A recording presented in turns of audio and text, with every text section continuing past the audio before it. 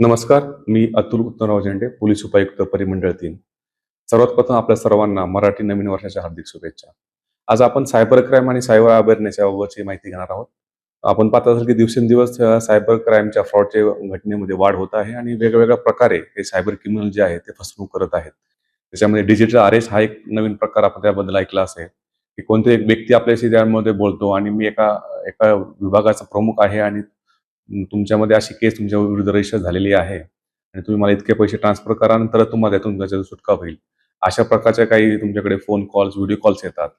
त्याचबरोबर एक शेअर मार्केटचा ट्रेडिंगचा एक नवीन सायबर फ्रॉड उघडकीस येत आहे. त्याच्यामध्ये WhatsAppवरती आपल्याला लिंक दिली जाते. त्या लिंकवर आपण क्लिक करत जातो आणि त्या ठिकाणी आपण एका WhatsApp ग्रुपवर जॉइन होतो आणि त्यातून आपल्याला विविध आमिष त्या ठिकाणी दाखवली जातात इन्व्हेस्टरच्या दृष्टिकोनातून.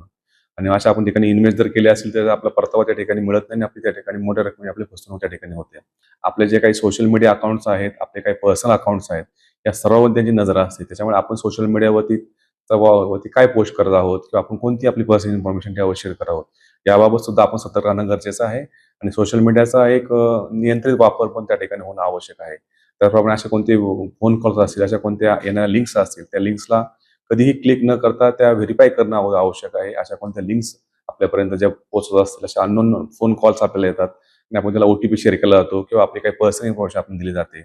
निश्चितपणे आपण डायरेक्टली, इनडायरेक्टली अशा या सायबर क्रिमिनलच्या ह्याच्यामध्ये विळखा देतो.